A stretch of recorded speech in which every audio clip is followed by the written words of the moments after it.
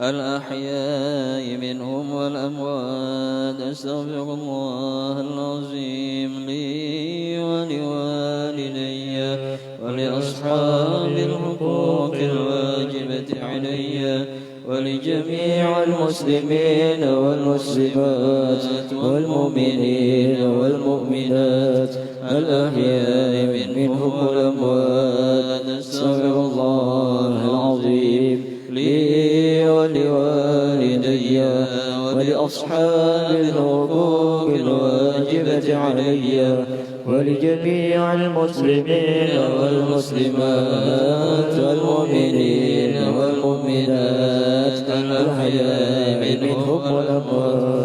فاتحة إلى حضرة سيدنا رسول الله سيدنا محمد بن عبد الله وأنصار رسول الله والمهاجرين مع رسول الله، ثم إلى سيدنا المهاجرين الله أحمد بن عيسى، ثم إلى سيدنا الفقيه المقدم محمد بن علي علوي وصولهم وفروعهم، ثم إلى الحبيب علي بن محمد الحبشي، ثم إلى الشيخ زين بن ووالدينا ووالديهم وأمواتنا وأمواتهم وأموات المسلمين أجمعين، وإلى حضرة النبي. الفاتحة. بسم الله الرحمن الرحيم. الحمد لله رب العالمين الرحمن الرحيم مالك يوم الدين. إياك نعبد وإياك نستعين اهدنا الصراط المستقيم صراط الذين أنعمت عليهم غير المغضوب عليهم ولا الضالين آمين. فيا أيها الراجون منه شفاعة صلوا عليه وسلموا تسليما. اللهم صل وسلم وبارك عليه وعلى آله. ويا أيها المشتاقون إلى رؤية جماله صلوا عليه وسلموا تسليما. اللهم صل وسلم وبارك عليه وعلى آله. ويا من يخطب وصاله يقظة ومناما صلوا عليه وسلموا تسليما. اللهم صل وسلم وبارك عليه وعلى آله. الجنة ونعيمها سعد بمن يصلي ويسلم ويبارك عليه. اللهم صل وسلم وبارك عليه وعلى آله. رب صل على محمد أشرف بدر في الكون أشراق. يا رب صل على محمد يا رب صل عليه وسلم. يا رب صل على محمد أكرم داع يدعو إلى الحق.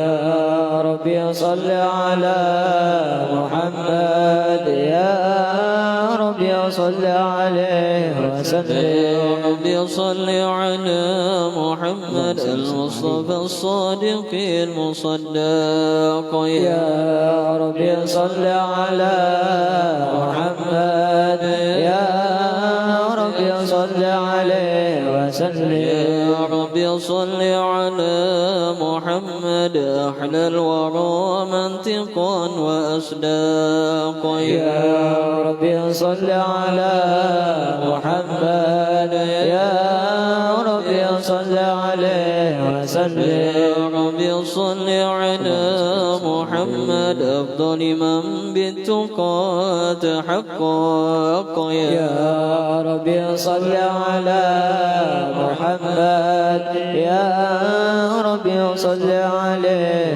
وسلم. يا رب صل على محمد من بالسخاء والوفاء تخلق. يا رب صل على محمد يا رب ربي صل عليه وسلم يا ربي صل على محمد واجمع من الشمل ما تفرق يا ربي صل على محمد يا ربي صل عليه وسلم يا ربي صل على محمد واصلح وسهل ما قد تعوق يا ربي صل على محمد يا ربي صل عليه وسلم يا ربي صل على محمد وافتح من الخير كل مغلاق يا ربي صل على محمد يا ربي صل عليه وسلم يا ربي صل على محمد وآله ومن بالنبي تعلق يا ربي صل على محمد يا ربي صل عليه وسلم يا ربي صل على محمد وآله ومن للحبيب يعشاق يا ربي صل على محمد يا ربي صل عليه وسلم يا ربي صل على محمد ومن بحبل النبي توثاق يا ربي صل على محمد يا ربي صل عليه وسلم ربي صل على محمد يا ربي صل عليه وسلم يا ربي صل على محمد يا ربي صل عليه وسلم اللهم صل وسلم وبارك عليه وعلى آله أعوذ بالله من الشيطان الرجيم لقد جاءكم رسول من أنفسكم عزيز عليه ما عنتم حريص عليكم بالمؤمنين رؤوف رحيم الله عليه فإن تولوا فقل حسبي الله لا إله إلا هو عليه توكلت وهو رب العرش العظيم صلى الله عليه إن الله وملائكته يصلون على النبي يا أيها الذين آمنوا صلوا عليه وسلموا تسليما اللهم صل وسلم وبارك عليه وعلى آله بسم الله الرحمن الرحيم الحمد لله القوي سلطانه الواضح برهانه المبسوط في الوجود كرمه وإحسانه صلى الله عليه تعالى مجده وعظم شانه خلق الخلق لحكمة وطوى عليها علما وبسط لهم من فائض المنة ما جرت به في أقداره القسمة صلى الله عليه فأرسل إليهم أشرف خلقه وأجل عبيده رحمة تعلقت إرادته الأزلية بخلق هذا العبد المحبوب فانتشرت آثار شرفه في عوالم الشهادة والغيوب صلى الله عليه. فما أجل هذا المن الذي تكرم به المنان، وما أعظم هذا الفضل الذي برز من حضرة الإحسان صورة كاملة ظهرت في هيكل محمود صلى الله عليه. فتعطرت بوجودها أكناف الوجود، وطرزت برد العوالم بطراز التكريم. اللهم صل وسلم أشرف الصلاة وتسليم على سيدنا نبينا محمد الرؤوف الرحيم. اللهم صل وسلم وبارك عليه وعلى آله.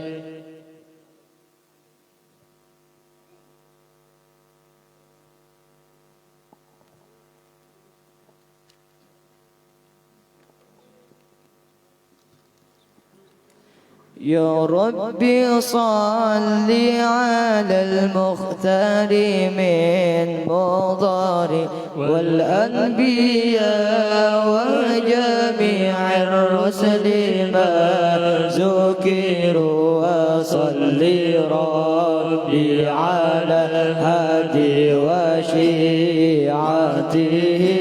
وصحبه من لطيب قد نشروا وجاهدوا معه بالله واجتهدوا وحجروا وله أوى وقد نصروا وبينوا الفرض والمسدود واعتصموا لله واعتصموا لله فانتصروا.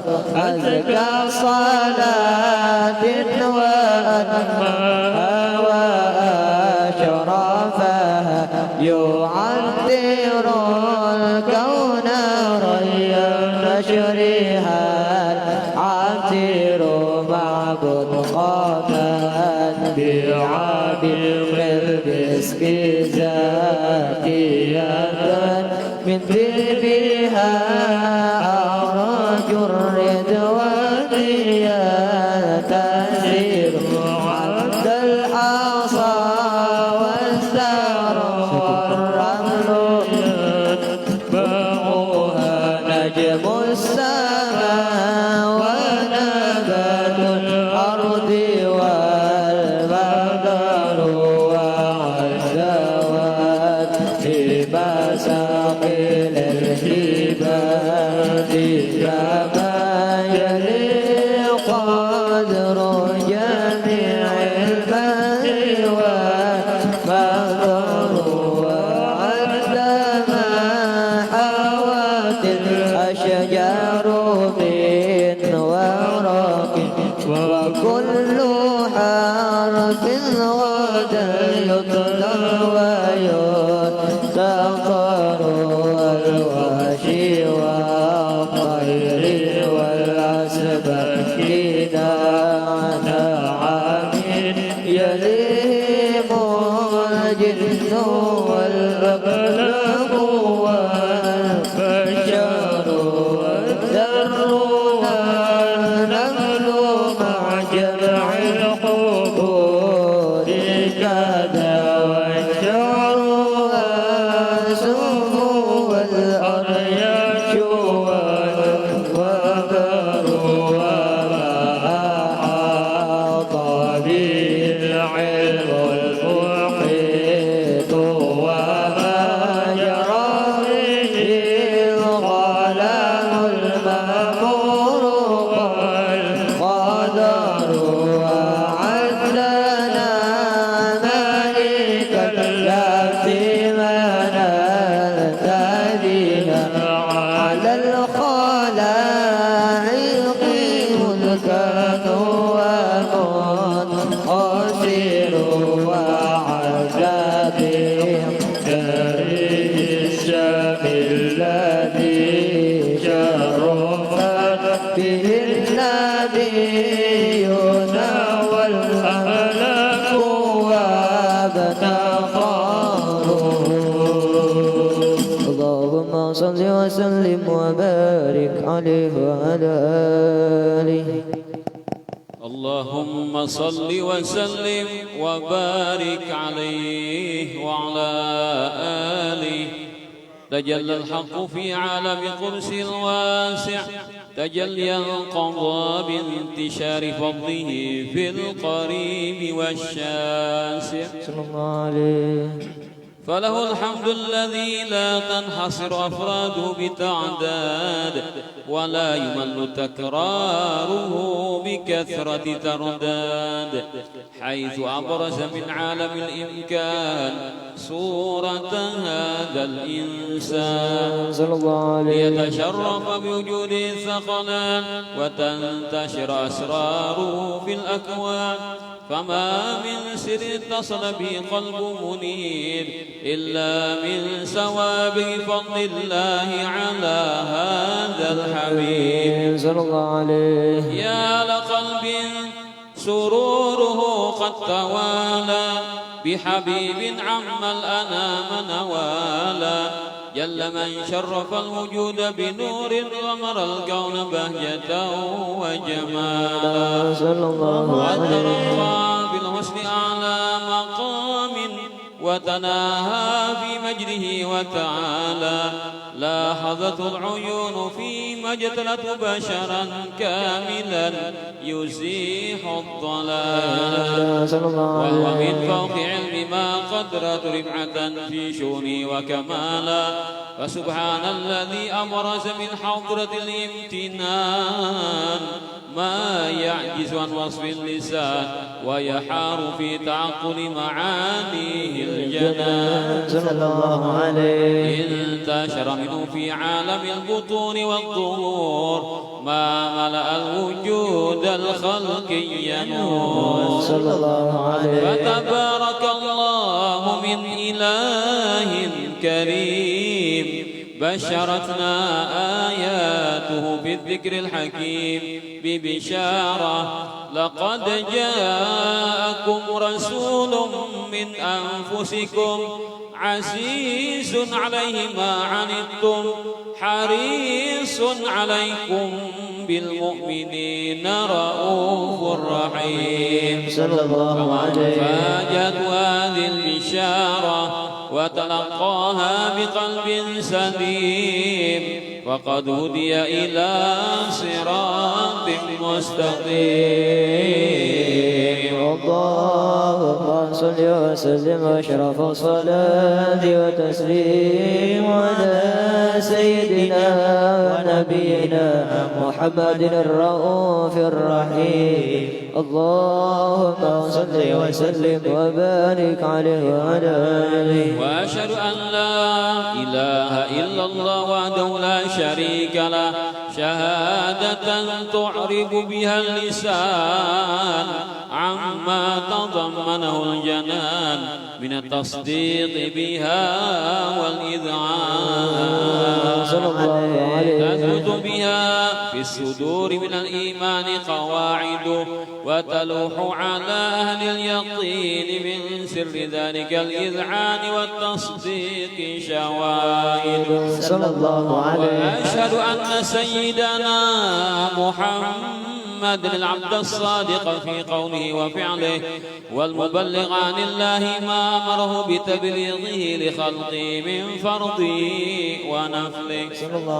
عبد أرسله الله للعالمين بشيرا ونذيرا فبلغ الرسالة وأدى الأمانة وهدى الله به من الأمة الأمة بشرا كثيرا فكان في ظلمة الجهل للمستبصرين سراجا وقمرا منيرا فما أعظم من منة تكرم الله بها على البشر وما أوسعها من نعمة انتشر سرها في البحر والبر.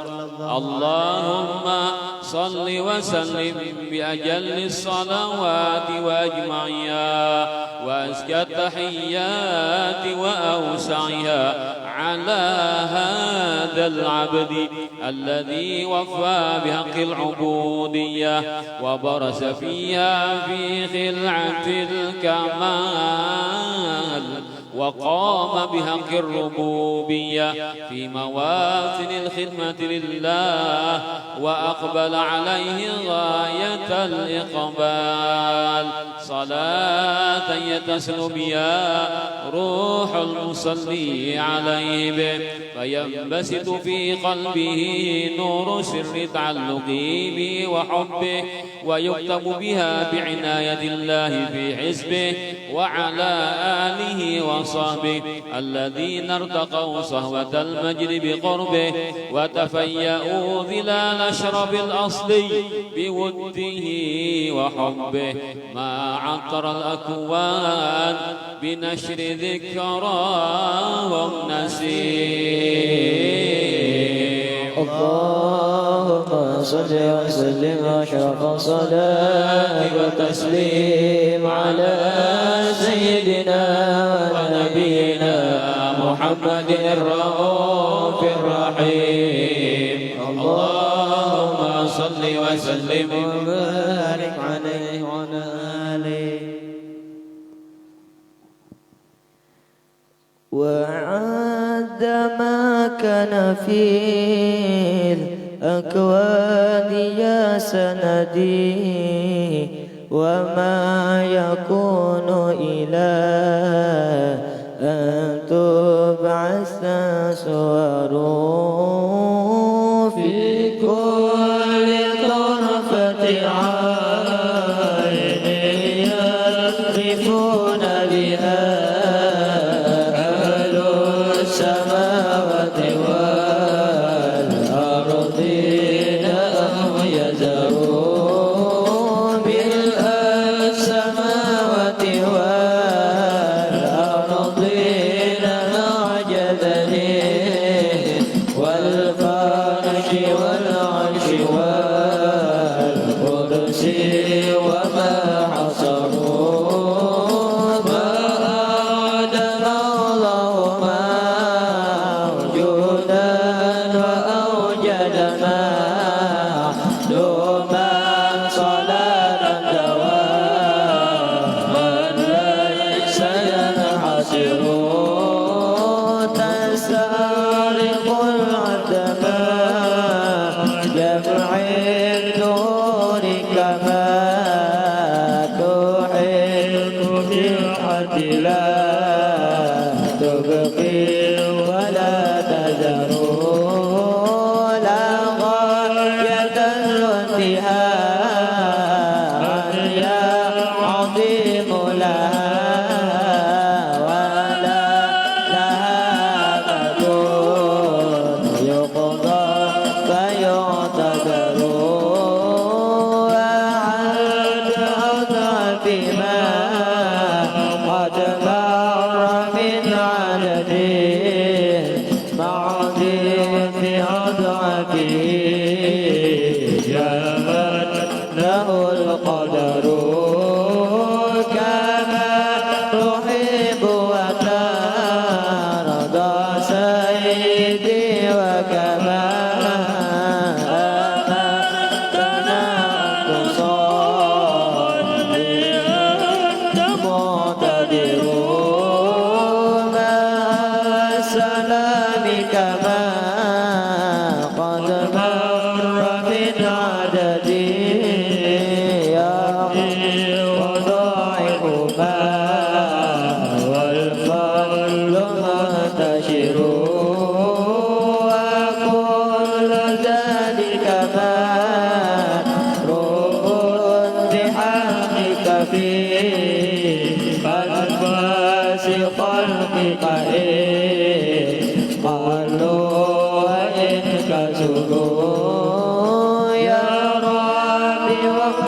لقارئها وسامعها والمسلمين جميعا أينما حضروا ووالدين وأهلنا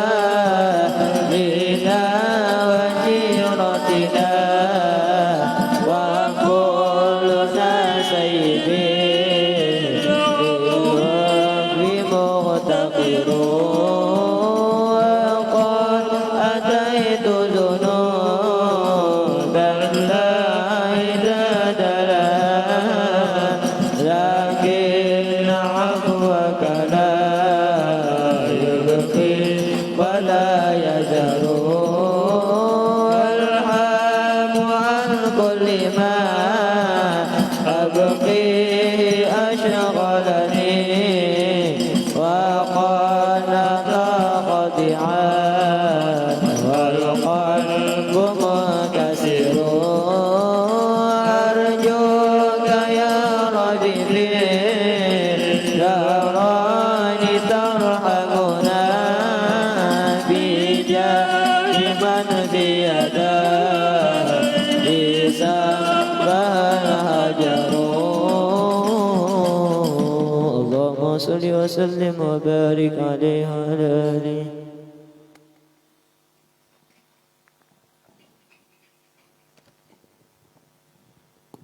اللهم صل وسلم وبارك عليه وعلى آله.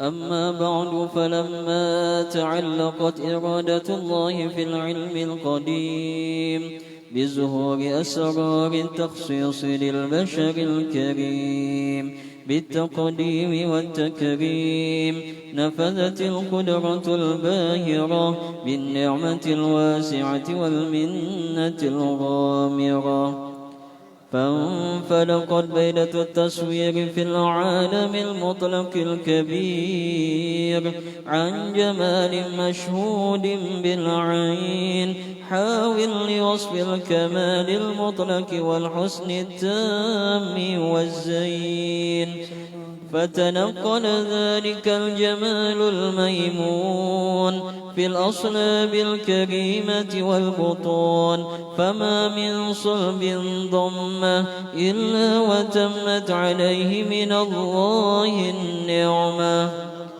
فهو القمر التام الذي يتنقل في بروجه ليتشرف به موطن استقراره وموضع خروجه، وقد قضت الأقدار الأزلية بما قضت وأظهرت من سر هذا النور ما أظهرت صلى الله عليه وخصصت به من خصصت، فكان مستكبره في الأصلاب الفاخرة والأرحام الشريفة الطاهرة، حتى برز في عالم الشهادة بشرا لا كالبشر صلى الله عليه ونورا حير الأبكار ظهوره وبهر، فتعلقت همة الراكب لهذه الحروف بأن يركم في هذا القرطاس ما هو لديه من عجائب ذلك النور معروف صلى الله عليه. وإن كانت الألسن لا تفي بعشر معشار أوصاف ذلك الموصوف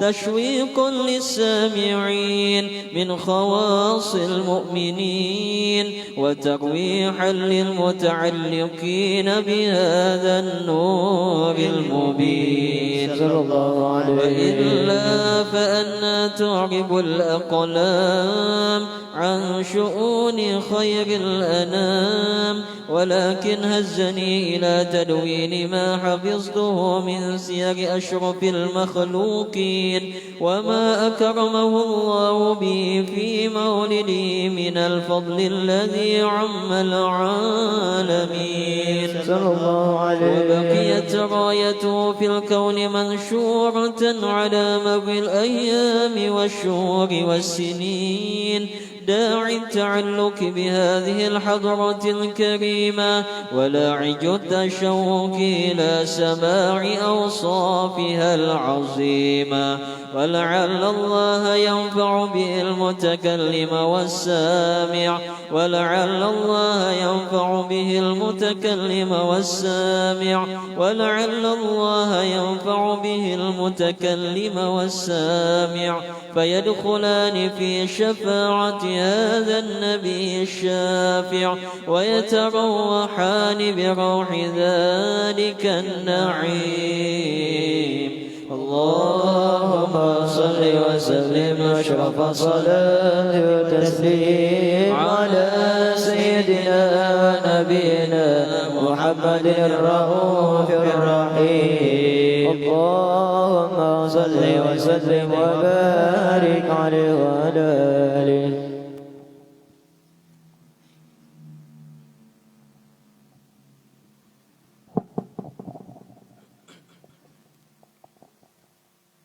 اللهم صل وسلم وبارك عليه وعلى آله.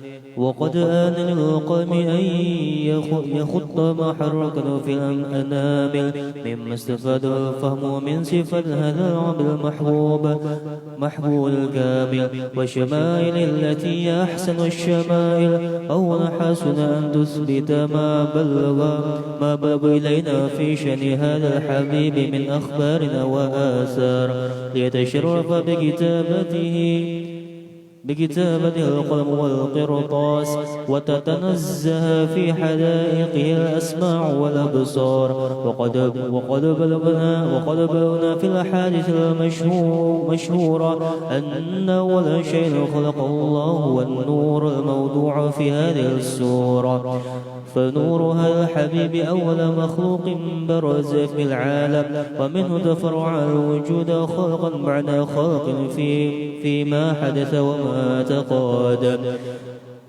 وقد أخرج عبد الرزاق بسنده عن جابر بن عبد الله الأنصاري رضي الله عنهما قال: قلت يا رسول الله بأبي وأمي أخبرني عن أول شيء خلقه الله قبل الأشياء. قال: يا جابر إن الله خلق قبل الأشياء نور نبيك محمد صلى الله عليه وسلم من نوره. وقد ورد من حديث أبي هريرة رضي الله عنه أنه قال: قال رسول الله صلى الله عليه وسلم: كنت أول النبيين في الخلق وآخرهم في البعث. وقد تعددت الرواية بأنه أول خلق وجودا وأشرفهم مولودا. ولما كانت السعادة الأبدية لها ملاحظة خفية اختصت من شاءت من البرية بكمال الخصوصية فاستودعت هذا النور المبين أصلاب وبطون من شرفته من العالمين. فتنقل هذا النور من صلب آدم ونوح وإبراهيم حتى وصلته يد العلم القديم إلى من خصصته بالتقريم أبيه الكريم عبد الله بن عبد المطلب ذي القدر العظيم. أمه التي هي في المخاوف آمنة السيدة الكريمة آمنة. فتلقاه سبو عبد الله فألقاه إلى بطنها فلمته أحشاؤها بمعونة الله محافظة على حتى هذه الدرة وصولها. فحملته برعاية الله كما ورد عنها حملا خفيفا لا تجد له ثقلا ولا تشكو منه ألما ولا عللا. حتى مر الشهر بعد الشهر من حمله وقرب وقت بروزه إلى عالم الشهادة لتنبسط على أهل هذا العالم عالم فيوضات فضله وتنتشر فيه آثار مجده السماء. اللهم صل وسلم أشرف الصلاة والتسليم على سيدنا ونبينا محمد الرؤوف الرحيم. اللهم صل وسلم وبارك عليه وعلى آله.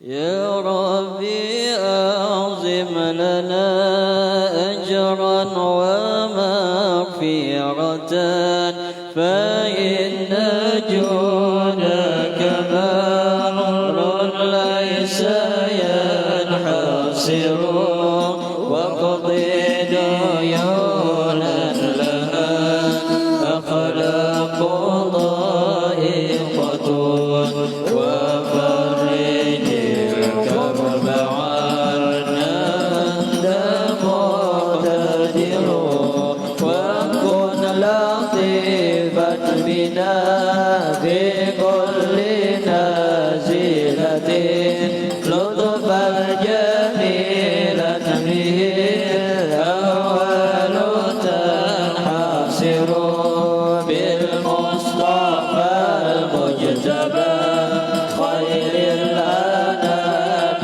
ومن جلالة نزلت في مدحه سور ثم الصلاة على المختار ما طلعت شمس النهار وما قد شعشع القمر ثم رضا عن أبي بكر خليفته من قام من بعده للدين ينتصر وعن أبي حفص فاروق صاحبه من قوله الفصل في أحكامه عمر وجد لعثمان ذي النورين من كملت له الحصائل في الدارين وظفروا كذا علي مع ابنيه وأمها أهل العبار كما قد جاءنا الخبر سعد سعيد بن عوف طلحة وأبو عبيدة وزبير سادة الغرر وحمزة وكذا عباس سيدنا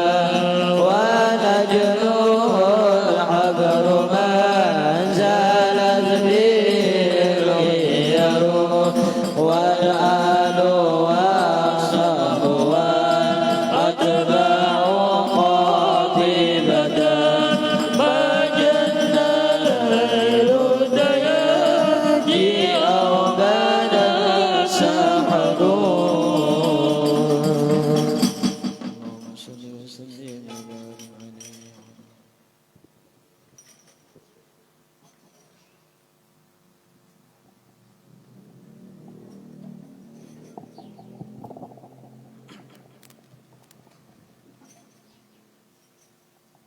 اللهم صل وسلم وبارك عليه وعلى آله. ومنذ علقت بهذا الذرة مكنونا والجوهرة مسونا والكون كله يسبي ويمسي في سرور وابتهاج بقرب زور إشراق هذا السراج والعيون متشوفة إلى بروز متشوقة لالتقاط جواهر كنوز وكل دابة لقريش نطق بفصيحة العبارة معلنة بكمال البشارة وما من حامل حمل في ذلك العام إلا تلفي حملها بغلام من بركات وسعاداتها ولم تزل الأرض والسماوات متدمخة بعدل الفرح بملاقاة أشرف البريات وبروزه من عام الخفاء عالم الظهور بعد نقل في البطون والظهور فأظهر الله في الوجود مهجد التكريم وبسط في العام الكبير ما التشريف والتعظيم ببروز هذا البشير الكريم. اللهم صل وسلم أشرف الصلاة والتسليم على سيدنا نبينا محمد الرؤوف الرحيم. اللهم صل وسلم وبارك عليه وعلى آله.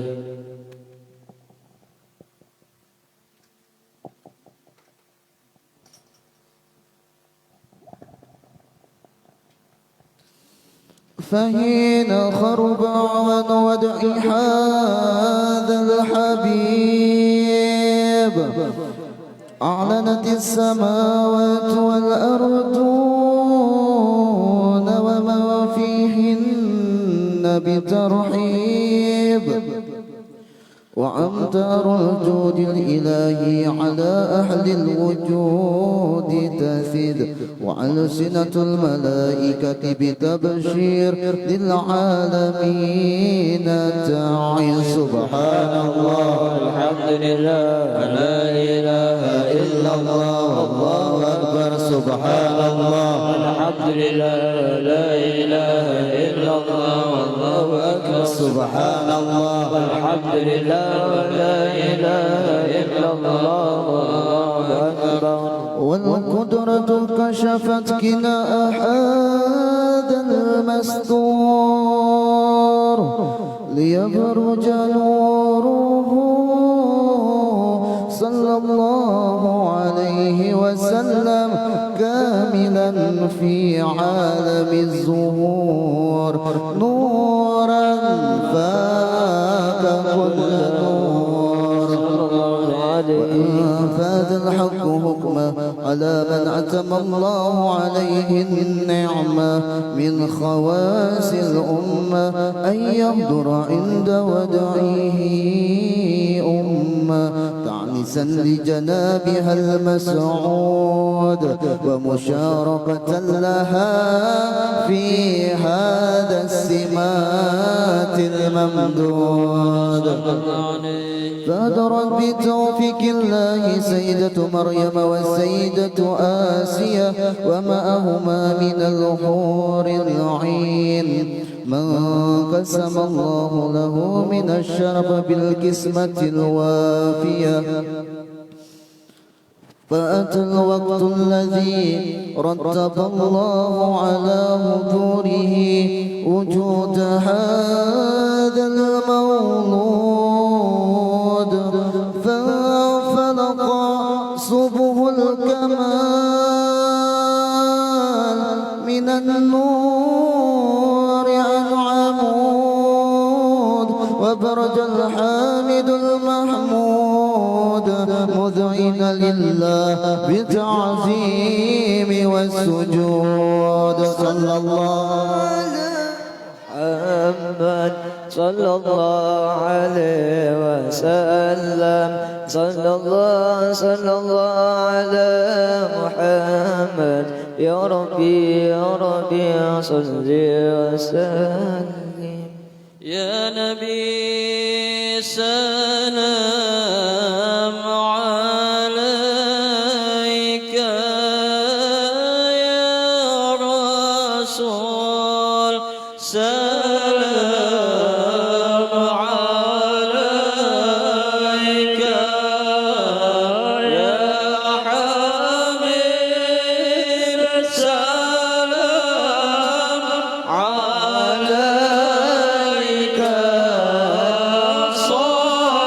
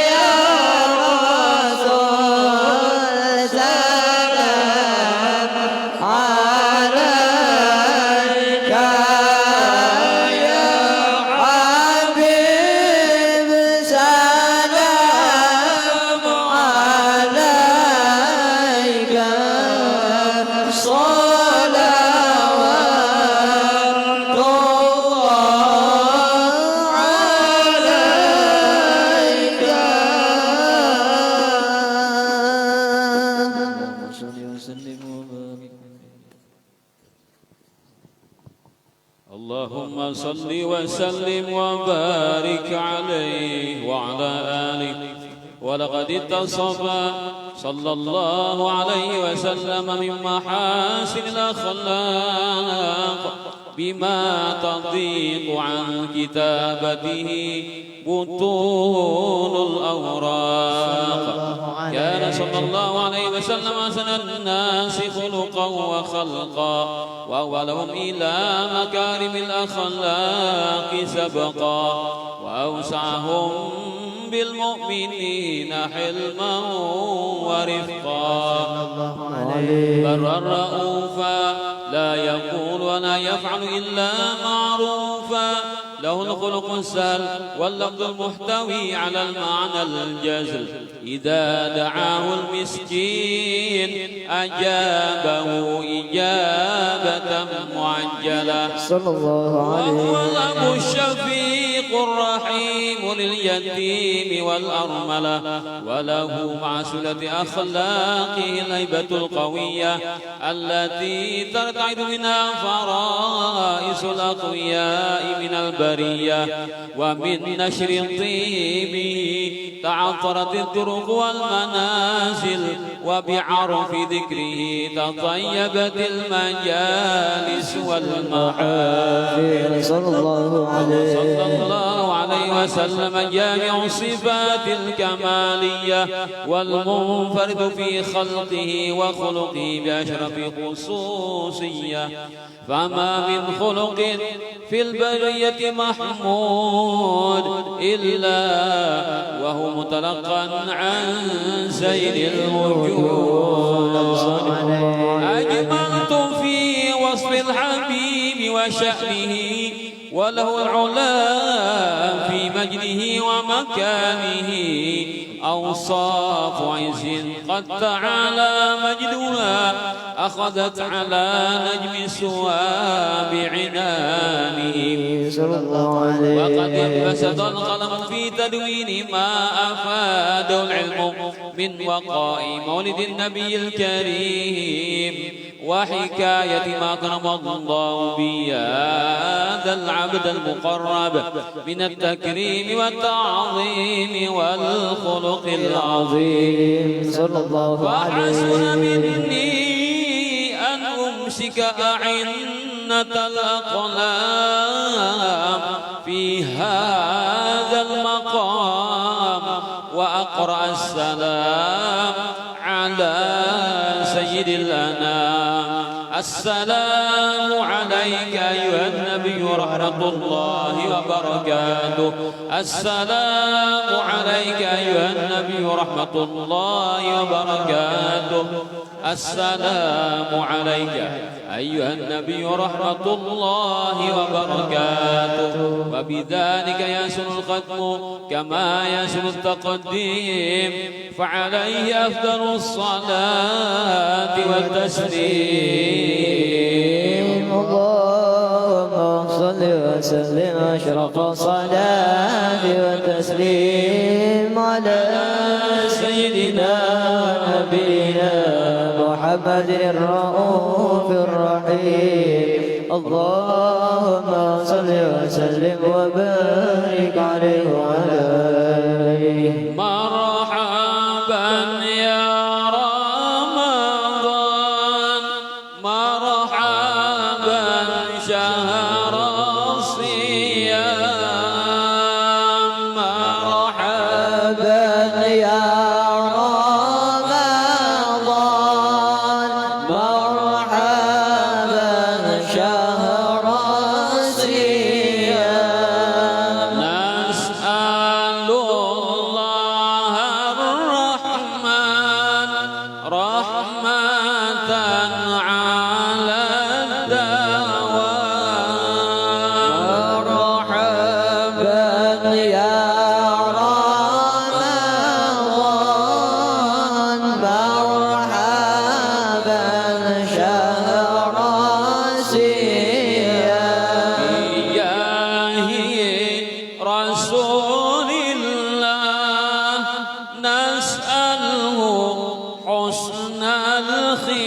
الختام.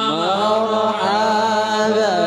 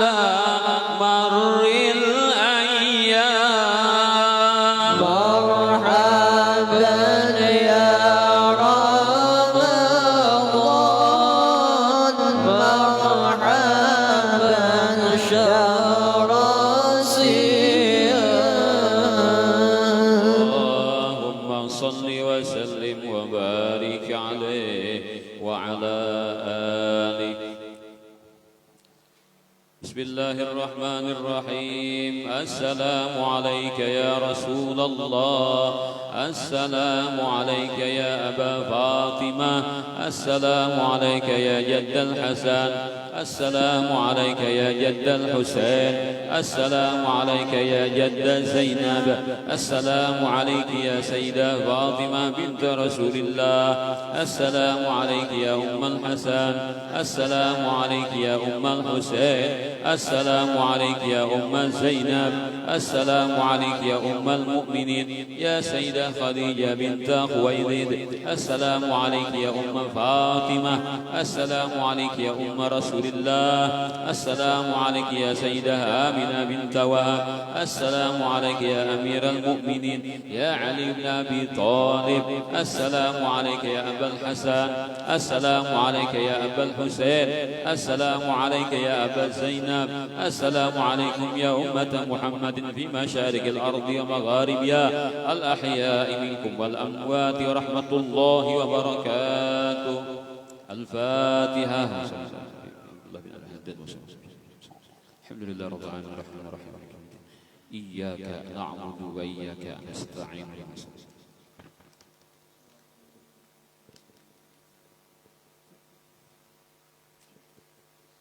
Alhamdulillahi rabbil alamin wa bihi nasta'inu ala umuri dunya waddin.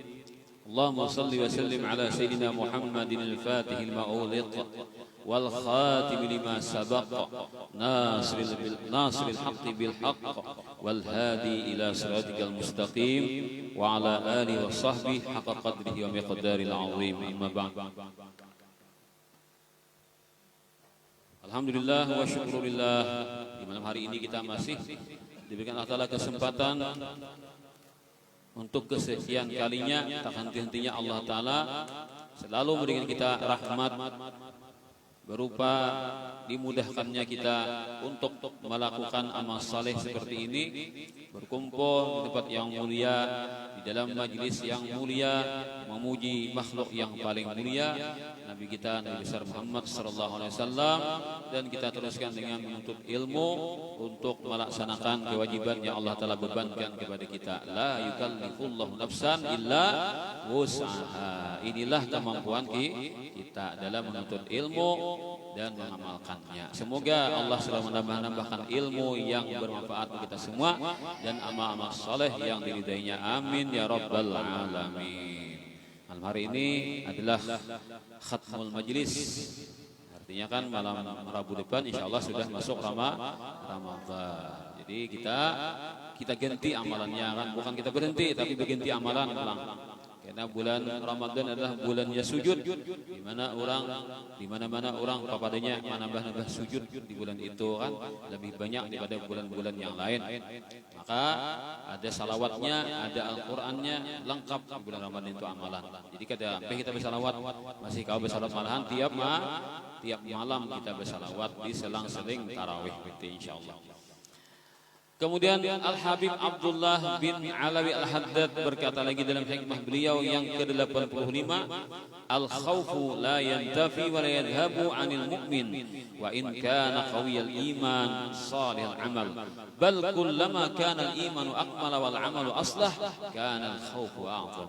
Misalu dzalika al-insanu yakunu ma'ahu adh-dhahabu wal fiddatu wal kathira wal aqmishatu al-maliha wa musafirun في خبة مخوف أو بحر مغرق فالمال الذي يتوصل به إلى الغنى والشرف معه ولكنه لا ينتفع به ويشتد خوفه على فوته ولا يخاف من ليس معه شيء ثم إنه لا يتم سرور صاحب هذا المال بماله وينتفي عنه الخوف حتى يصل البندر ويتيقن السلامة فالآخرة هي بندر الأمن والدنيا هي البحر المغرق والخبة المخوف والمسافر والإنسان والنقود والأقمشة التي تكون معه هي المعارف الإيمانية والأعمال الصالحة والأمور التي يخشى منها في هذا السفر على هذه الأمتعة الشريفة هي الشكوك والآفات التي تعرض للإيمان والأعمال الصالحة فتفسدها. نسأل الله العافية آمين يا رب العالمين. Itu doa daripada Habib Abdul Haddad. Kita didoakan sendiri mudah-mudahan selamat dunia akhirat. Rasa takut itu tidak akan hilang dan tidak akan punah daripada hati orang beriman. Loh wae kan ketika sudah menuntut ilmu tuhuk benar dah, amalan sudah papak dah amalan lalu hehehe. Saya tidak takut lagi dengan neraka karena saya sudah dijamin surga. Kadang itu kisahnya kan, aku istirahat lagi bamalan lah, aku sudah sampai deh, wasil sudah. Adakah aja guru orang sudah wasil tuh kada perlu lagi sembahyang, kada lagi beramal saleh karena sudah wasil, bujur kayak itu, bujur sudah wasil dah, tapi wasil ilang nar jadi sampai ke neraka sudah kan, karena berani melepaskan amal kewajiban sudah Allah Taala pastikan kepada kita semua hamba-hambanya.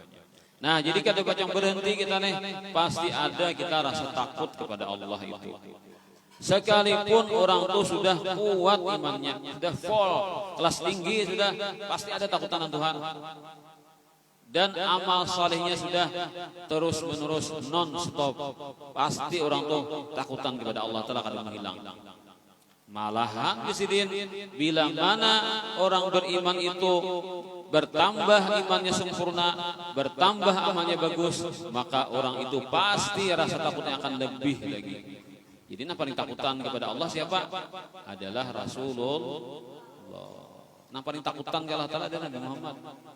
Tapi beda kalau kita takutan lawan macan, para kiga buka kah? Buka halonai, takutan orang gila, kawan nikah, tinggalkan kah? Tinggalkan, kawan ini jebakan. Hantamnya seorang, ada tahu hantam aja. Bila kita takut sesuatu, kita akan berlari meninggal. Tapi kalau orang takut kepada Allah, bukan bebarakah? Bebarak, itu bedanya. Bila takutan kepada Allah, bebarak. Bebarak artinya Pak Asian. Bila orang takutan kepada Allah, Pak Asian. Laksanakan perintahnya, tinggalkan larangan. Itu adalah efek daripada rasa takut. Bila makin takutan, makin pasian Allah. Makin takutan, makin meninggalkan lawan keburukan. Makin takutan, makin banyak menggawi amal saleh. Itu. Itu kisahnya. Nah, maka Sidin memberikan permisalan karena kita orang awam ini kalau dimisalkan tidak ngerti. Lah Sidin contohnya nang cocok kita pulang permisalannya itu kan masalah dunia. Kalau kisah akhirat terus kita ada ngerti ada sampai kita. Ulah Sidin permisalan nang cocok dalam pikiran kita. Kayak apa Sidin? Misal ada seseorang berisi emas, berisi perak, berikan harta tuh. Wah ini apa? Ada orang tuh miliarder, berisi apa? Kada usahakin lagi sanggup apa? Sanggup duit sing banyakan pakarong-karong leh. Membawa anu aja apa ngarnya? apa ngarannya tuh ATM, semua bank ada bisi, bank apa aja bisi, bank dalam negeri kah, bank luar negeri kah, bank internasional kah, pokoknya di mana aja kawan nyocok. Tulak ke Singapura, bank Singapura cocoknya keluar duit. Tulak ke Malaysia, cocoknya pula ATM Malaysia kalau bang duit. Oh, asal berasuk ATM-nya nih. Kada khawatir lagi loh nih, isinya pulang triliunan duitnya. Wah, ini hidup kan kada perlu lagi baju loh nih. Kaman aja baju sambil dakwahnya. Karena baik kan satu negara ke pesawat. Nah, gisek aja nah. Baju bayar apa? Bayar tiket pakai gisek. Wah, gisek. Bayar anu kan apa ngarannya tak? Apa ngarannya tuh bayar nang ongkos nih kan anu kartu pesawat nih pengaruhnya tiket. Nah, itu. Kamanah aja kan pokoknya itu sudah sugih ada orang nih duitnya apa triliunan kayak Pak kartu nih membarang kamandang sayangnya kan atau ATM tadi yang sudah isinya triliunan sayangnya deh buat dalam anu nih baju kan ada isi kantong rahasia buat di situ kan dipajal situ aja duit isinya triliunan isinya apa picok kemana aja keluar duit ada water ATM gini aja. Nah contoh wah ini leh kalau beri kan amas berak nah di bawah kan wah ini pulang kartu ATM. Isinya sudah triliunan. Lalu orang yang membawa barang tadi, membawa harta tadi, itu bisa orang beri. Kalau sekarang kan hartanya praktis sudah kan. Membawa harta ini kan pasti orang yang tahu pada ATM ini kan banyak isinya, maulah ada dilik kurang. Ada sniper kan, dorong banyak. Nah, tampar sudah, carinya harinya dapat ATM ya, sugih langsung. Masalah nang kodinya itu kan kalau jadi bobol gede kan ada aja utaknya kan membobol ATM orang tuh gempang aja lah membobol ATM orang tuh sudah di tangan apa ada nah itu kan jadi ini paling ngas nih karena masalahnya ini yang bawa ATM ini kurang tahu berdaan lain halnya kan orang ngomong badan leh buat ambang ada di ATM kan itu di ATM buat ambang ini orang tahu berdaan buatnya buat ATM isinya triliunan maulah ada waspada dulu di warung ini bisa kasih orang nih nah atau kan bicara kalau pulang ke mana tuh ke apa nah harap tuh mall takutan pulang atau ada nang apa menyulayat dan sebagainya kan pokoknya khawatir terus nah itu berjalan di tengah kota atau khawatir tahu besorang di ATM ternyata ini menjalani perjalanan yang panjang melewati hutan yang menakutkan kemudian melewati lautan yang berbahaya kalau tinggalan bukan ATM-nya hilang kurangnya mati juga sedangkan seorang buah harta sih banyak kan ini harta ini nama nikmati karena bukan ada sampai ke mana ke kota kata nikmati nang dilewati apa hutan yang luas ya ada harimau ya harimau kok ada ATM dia kan orangnya aja harimau kan judulnya ATM harimau kita berdamainya nah buat ATM kok perlu aja harimau kok yang arti juga ATM mau tuh kan orangnya aja kan habis orang dimakan harimau ada berumur lagi kada saya menikmati kan ini kan duit di dalam ATM kada sampai ke kota kada kawan dapat duit kan kisahnya nih sedangkan perjalanan di hutan yang luas hutan yang sangat rimbun yang sangat banyak binatang-binatang yang buas siap memangsa Imbahnya pulang melewati lautan, pulang pakai kapal, tampurnya angin, pulang ayam dah. Jadi kada ada pesawat, takutan juga nih. Nah itu, memang harapan ini besar bila sampai ke kota, maka semuanya akan beres. Apa hendak untuk kerja di kan, rumah nasa miliar, jauh kali lawan lengkap lawan kolam renangnya kan. Lengkap lawan kebun-kebunnya, taman-tamannya. Masa miliar rumah, gempang aja. Triliunan isinya ATM tadi. Ini kan harapan sampai ke kota nanti kawan ambil duit tadi di bank mana. Nah, itu gambarannya. Maka harta yang dibawanya hingga dapat kekayaan, dapat kemuliaan selama masih di laut, kalau katakanlah di lautan tuh nah di kapal tuh hendak nukar baju orang ibu saling bersawang ini awak aja nukar baju muna julang kok baju gini ya bisi konon jualilah dah kok orang kan barangnya terbatas atau di hutan anda nukar ayam panggang ada ben nukar ayam panggang segini pak ATM nukar kartu ATM bagaimana nyocok ada nukar ikan di takun juali orang lah tengah hutan kan mempatah kartu ATM ada manfaat jadi sampai ke kota sampai ke daerah yang ada ATM-nya kan kartu ATM ada manfaat. Nah, jadi selama masih di jalan kada artinya biar kayak apa haratnya nih, biar kayak apa isinya nominalnya kan angkanya nih luar biasa tingginya, luar biasa banyaknya. Kada manfaat kada artinya. Karena masih di perjalanan. Nah, lalu takutannya benar. Usiah aku ini kada sampai ke hutan. Di tengah hutan dihantam oleh hutan buas, di lautan tenggelam, motornya kapalnya pecah. Ada dampaknya segenapa? Si ATM, kartu ATM mungkin kada kau mencairkan juga. Napa anda takut-takut itu kan? Takut-takut dah. Jangan sampai seorang mati, jangan sampai ini kartu tercecer atau tertinggal. Nah, jadi tidak akan bahagia orang ini, tidak akan hilang rasa takut kecuali dia sampai ke tujuannya itu di kota Nangkawa mencairkan duit tadi. Nah, itu kan yakin sudah selamat, yakin sudah di depan mata banknya kan dan orang mencairkan. Nah, begitulah gambarannya kita di dunia ini, kita masih di jalan. Biar kita banyak beramal soleh, biar iman kita tinggi luar biasa sudah pasti jarang sampai mati iman kita tinggi. Al-imanu yazidu wa yanqus. Iman itu bisa bertambah, bisa berkurang. Warujihat ziyadatul imani bima tazidu ta'atul insani wa naqsuhu bi naqsihi. Dan pendapat yang dimenangkan ulama adalah iman itu bisa bertambah. Kalau kita makin tinggi ibadah kita, berarti iman kita tuh tinggi itu juga. Jadi efek dari iman yang tinggi, kita pengapasian, cangkal beribadah, belum maghrib, tengah 6 dah, tangan dah ke masjid mana? Nah, aja kaum kesini, kaum menunggu waktu maghrib kaum main. Wah, ya kaum salahnya aku, ini ngarannya kan, bukan pejuang masjid gini. Padahal harus masih orangnya kan, kelas 5, kelas 6, kelas Nawiyah, mana? Nah, ini para pejuang masjid, orang masih mandian, ya datang dah ke masjid deh.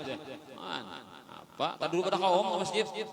Ada toh kan itu taburung imannya makin tinggi imannya tinggi sekali toh kan imannya tinggi sekali pasien benar song ke masjid karena subuh pun ya juga belum kaum sampai ada dah menunggu di Marlawang subuh pokoknya 5 waktu tuh song terus datang makin song makin baik taburung imannya kencang toh kan tapi kalau imannya begini pes pulang orang sembahyangan qul ya ayyuhal kafirun. Iku malam ini kemana? Iku pandir yang.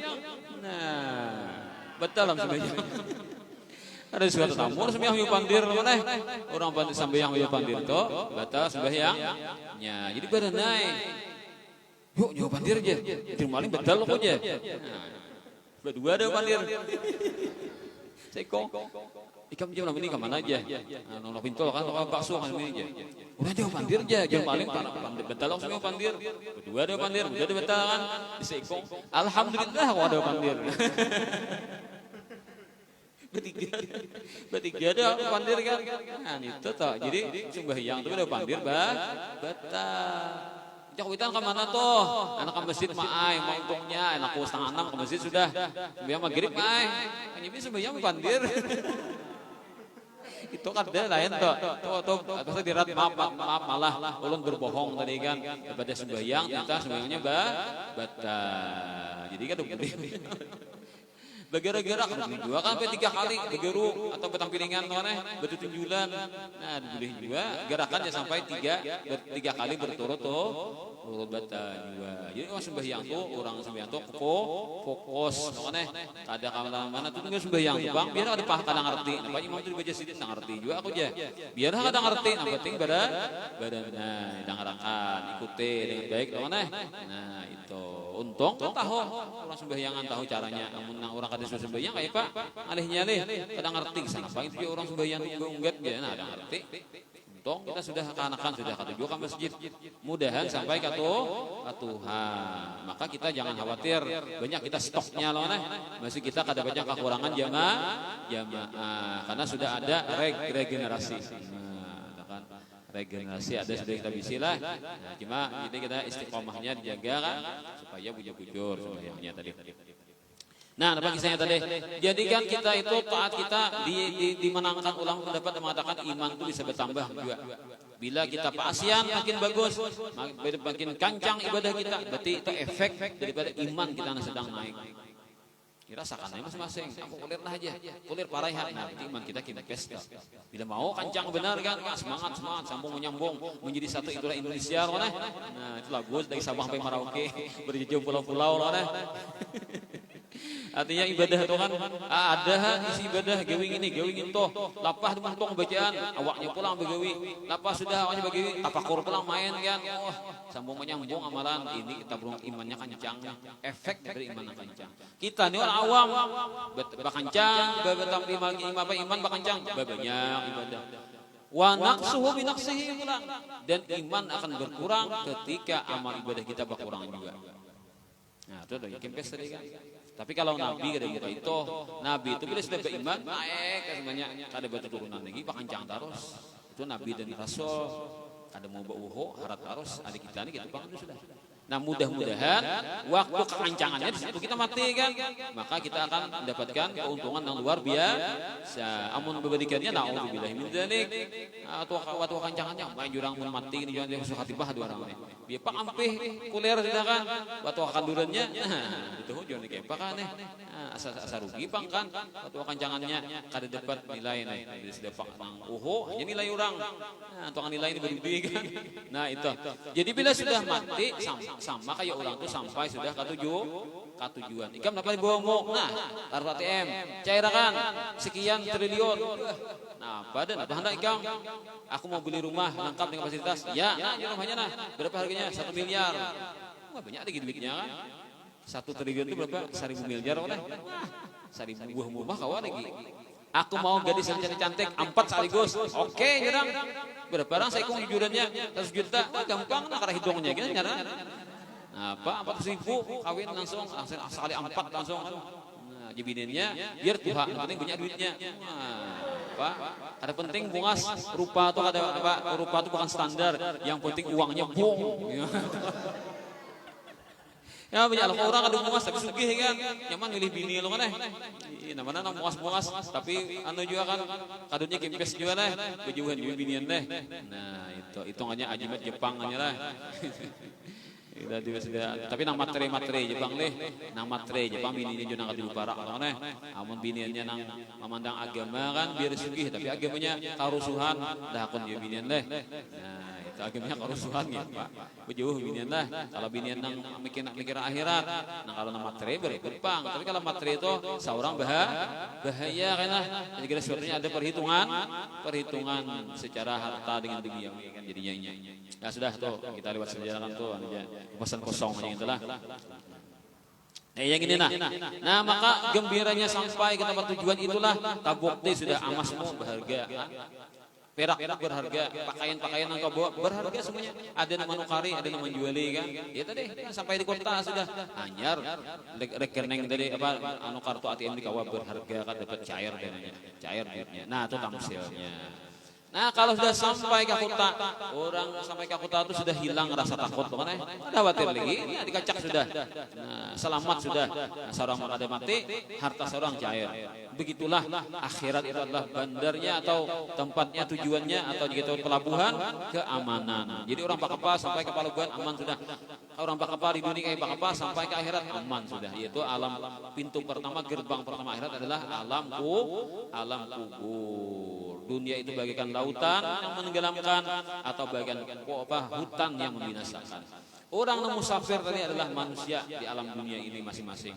Sedangkan harta-harta yang dibawa itu adalah keyakinan, keimanan dan amal soleh.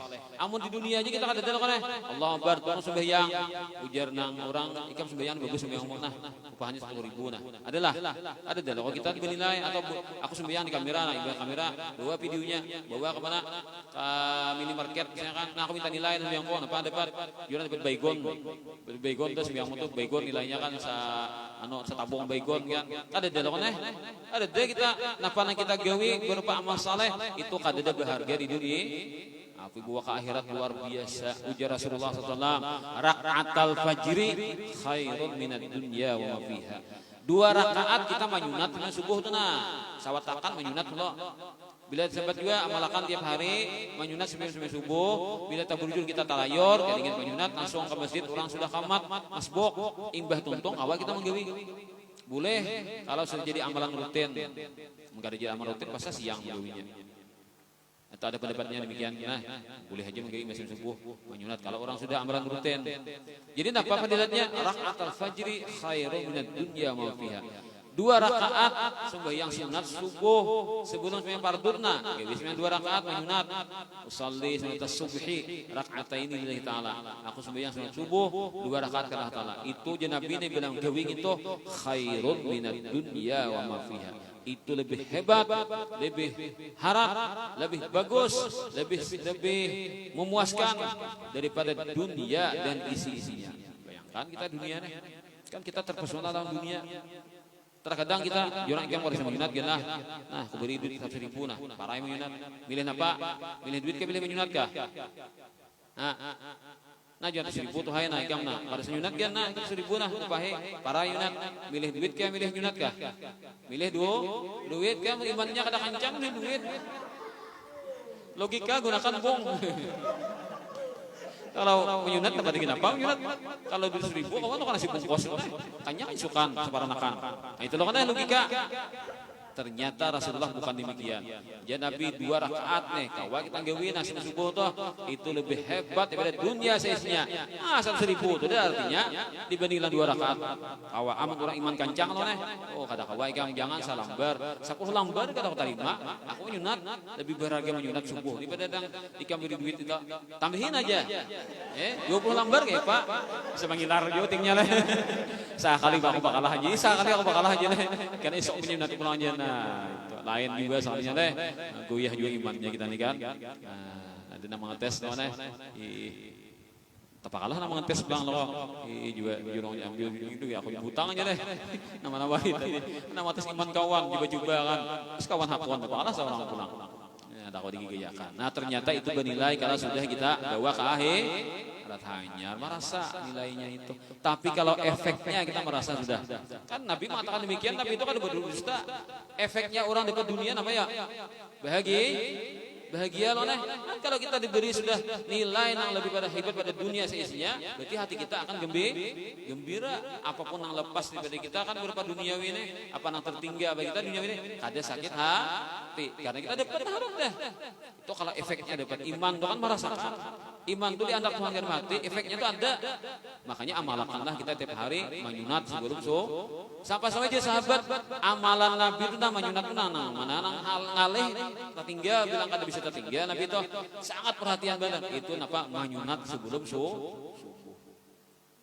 ya sahabat bilang ngalih aja Nabi itu absen. Menyunat harus dia subuh tuh. Nah, ayatnya apa aja? Surahnya apa? Qul ya Allah. Amana bagus hendak ada lagi orang menyuruh, ulama menyuruh alam nasyrah lawan alam tarakai. Menyapa. Kenapa pula? Man qara'a alam wa alam lam yusibu bidzalika yaumi alam. Arab yo ulama ne. Man qara'a alam wa alam lam yusibu bidzalika yaumi alam. Siapa membaca surah alam dan surah alam, maka seharian itu kada kana alam. Apa alam dah? Itu bahasa Arab. Siapa membaca alam nasyrah di rakaat pertama, alam tarakaif di rakaat kedua di waktu sembahyang sunat subuh, maka seharian itu ia dijamin Allah tidak akan tertimpa sesuatu yang menyakitkan. Ujar bininya, putus kita, ikam kada pas pangasir aku. Kenapa? Aku hatiku pelong aja. Dapat. Jakanya kada mayuna subuh tadi bisa bugulungan kada tak. Kan dijamin kada pacang ditimpa sesuatu yang menyakitkan. Padahal jakanya kada mayuna subuh tadi mungkin sakit hati benar tak. Pokoknya tak ongot tupang 2 hari kada ongot ke tanah. Tapi subuh tadi baca itu nggawing itu dah ternyata kada sakit. Walaupun kana tapi kada sakit. Nah, atau bepaksen namanya. Nah, anak lain, masya Allah, kata bilang, baca-baca dibaca kan, cucuk orang takut aja pulang deh. Nah, kami pulang bepaksen kan. Kada takutan lawan ubatnya deh, takutan lawan jerumnya, makanya.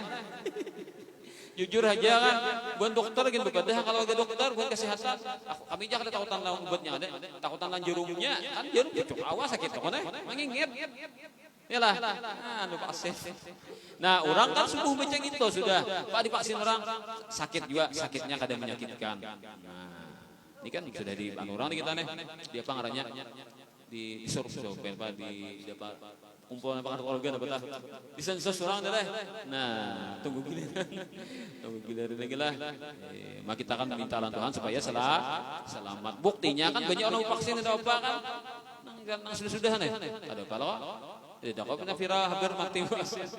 Nang banyak sudah dibegong tapi vaksin. Ya mudahan kita selamat itu kan manfaat bagi kita berataan. Nah, itu kisahnya kan tujuannya.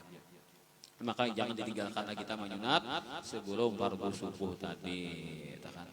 Kemudian lagi manusia itulah orang yang berjalan di tengah hutan atau di kapal tadi, babak kapal tadi. Kemudian barang-barang naiknya bawah itu bagikan itu adalah gambaran iman dan amal saleh. Ada bahagia sampai ke akhirat. Kemudian dia bilang musafir tadi kan takutan. Nah kalau dirampas orang kartu ATM kong ini, kalau ada singa atau singa atau harimau atau mitang bos yang lainnya menghantam seorang mati seorang kada sampai ke akhirat kayak Pak itu kalau digambarkan dalam perjalanan hidup kita masalah akhirat ini adalah keraguan dan berbagai penyakit batin yang menyerang bagi iman dan masalah tadi. Kan kita bermasalah itu kan kadang kita ria misalnya atau kita ada sombong kan atau kita macam lah mau ya orang lah tohnya bama seharian Pak uya orang jolong mana kasih toh kan bama toh benar bama imah toh bama ya orang pahala kita ni jolong orang kita kuya tah kondah jadi sama orang transfer banyak saldo sudah di rekening mau ya orang kirim ke situ nah cair kada orang cair mau ya orang toh sama artinya memberikan pahala jadi ulama mun aku nak nguya orang bingung tanggung aku kuya kan kada mau ya kuitan pasiden kan artinya seandainya tuh aku hendak jual nguya orang bingung mau memakuah di kuya pahala kota mama kan tapi kan nguya mama pasiden jangan salah paham ini tuang guru mau ya kuitan di Jakarta tuh orang ini kitab kan pandir orang itu perlu dipahami bujur-bujur jadi padahal kan tuang guru mau ya kuitan kada itu kisahnya ya kalau aku sini nguya orang ada perlu orang nguya memakuah aku kuya siden artinya pahala kajolong kuitan jadinya kan ada rugi lah kan tapi sini kan nguya kuitan kenal bisanya nguya kuitan kali lipat bisanya nguya kuitan masa tuang guru mau nguya kuitan nah itu tapi ada di sana tuh kan di bingkel tuh orang manjat kuitan pakai tokol maka kencang benar kuitan dicat pakai tokol maka kencang benar tuh di dalam bingkel tuh tawalaikum lah hari-hari orang kuitan dicat pakai tokol kencang benar tuh di bingkel tuh orang bingkilan tuh tahu lah yang muntai orang bingkel hari-hari kuitan dicat pakai tokol tahu lah buat murah kada ketulahan aja kada ketulahan kuitan ban tahu lah bantu di kuwet lawan bantu di kuwet satu pak itu kol supaya kau macul ban dengan malah pas ban lawan pilangnya tuh ada kuitannya kok kuitnya tuh satu pak itu kol lain kuitan orang tua lain paham lah kuitan satu pak itu kol ada sarik deh kuitannya ada orang menjual tanah kuitan kada payu di hakun karinya orang tanah kuitan dijual di hakun kari orang tanah kuitan di kuit tanah kuitan aku tuh kali tanah kuitan mu aja berang aja tanah kuitan di kuit kada bisigil aja tanya barang aja ada bisigil apa juga aja nah tak kalah kan talawan alabiyu jualnya tanah kuitan mata porokoin harga 100.000 gitu bujong mana tanah kuitan tadi juga paham lah kak paham tahu tuh paham ada saya kita gini lang jadi napa keraguan bahaya kan mengganggu iman kita mengganggu amal ibadah kita itulah gambaran seperti betang buas atau lautan yang siap menenggelamkan manusia tadi. Lalu pentingnya kan sini berdoa tadi mudahan kita selamat dunia akhirat amin ya rabbal alamin mudahan pulang hari ini hari ini pemanggangan tungkol hari esok manggangan sarai hari ini kita berkumpul maka esok kita bercerai itu kan ibaratnya apa ngomong bahasa itu guru Sufyan Beri leh manggangan tungkol manggangan sarai guru Sufyan Beri Allah yarham al-Fatihah.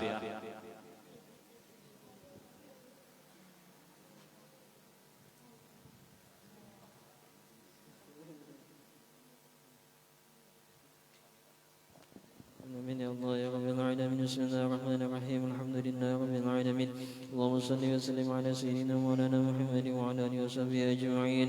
ولما نظم الفقه من دارجه الأوصاف المحمدية عقودا توجهت إلى الله متوسلا بسيدي وحبيبي سيدنا محمد صلى الله عليه وسلم أن يجعل سعي فيه مشكورا وفعلي فيه محمودا وأن يكتب عملي في الأعمال المقبولة وتوجهي بالتوجهات الخالصة والصلات الموصولة.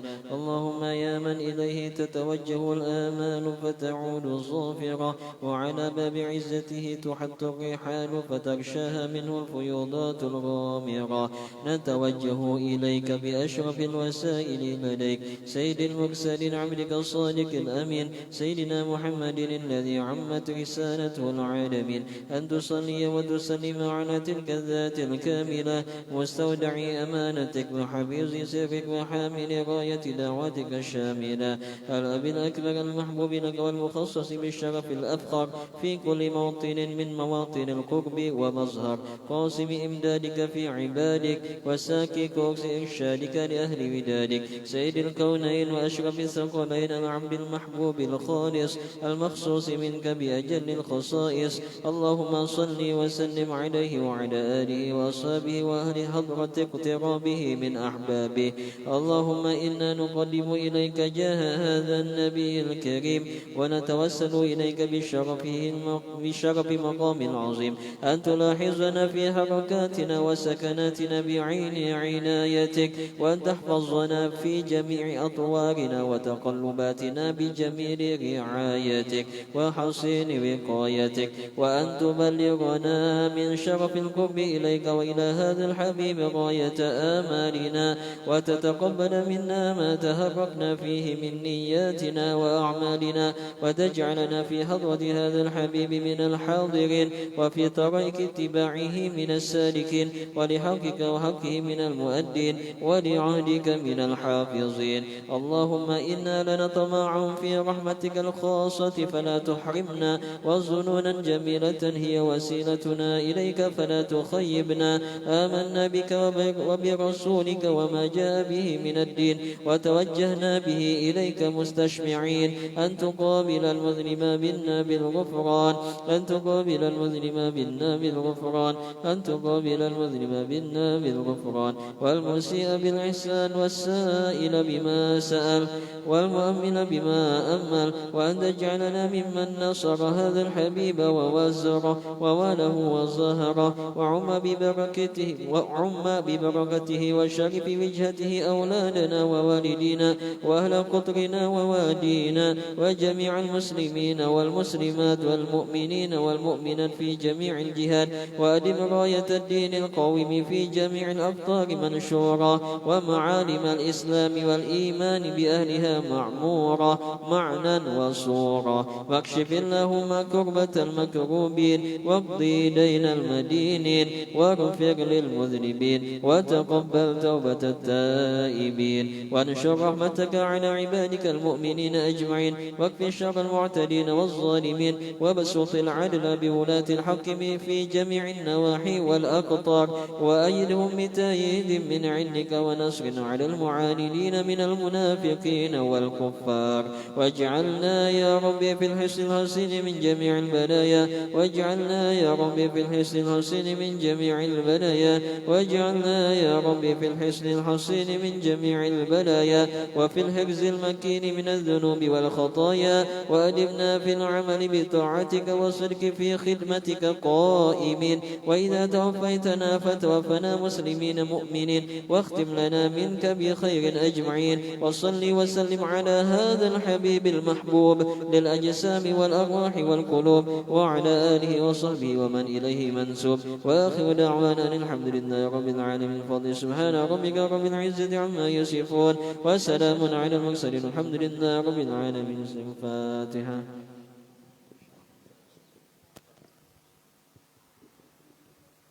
ربنا تقبل منا إنك أنت السميع العليم وتب علينا إنك أنت الرحيم. اللهم تقبل واهدي ثواب هذا المجلس إلى أرواح المصطفى سيدنا محمد صلى الله عليه وسلم وسائر الأنبياء والمرسلين وإلى أرواح كل المصحف الخالق والتابعين والتابعين من الأولياء والشهداء والصالحين وإلى أرواح جميع مشايخنا ومعلمنا وآبائنا وأمهاتنا وإخواننا وأخواتنا وجميع أهل قريتنا وجميع المسلمين من لا زائر ولا ذاكر لهم يا ربي بالمصطفى بلغ مقاصدنا واغفر لنا ما مضى يا واسع الكرم يا ربي بالمصطفى بلغ مقاصدنا واغفر لنا ما مضى يا واسع الكرم يا ربي بالمصطفى بلغ مقاصدنا واغفر لنا ما مضى يا واسع الكرم لي 5 أطفي بها حر الوباء الحاتمة المصطفى والمرتضى وابنهما والفاطمة لي 5 أطفي بها حر الوباء الحاتمة المصطفى والمرتضى وابنهما والفاطمة لي 5 أطفي بها حر الوباء الحاتمة المصطفى والمرتضى وابنهما والفاطمة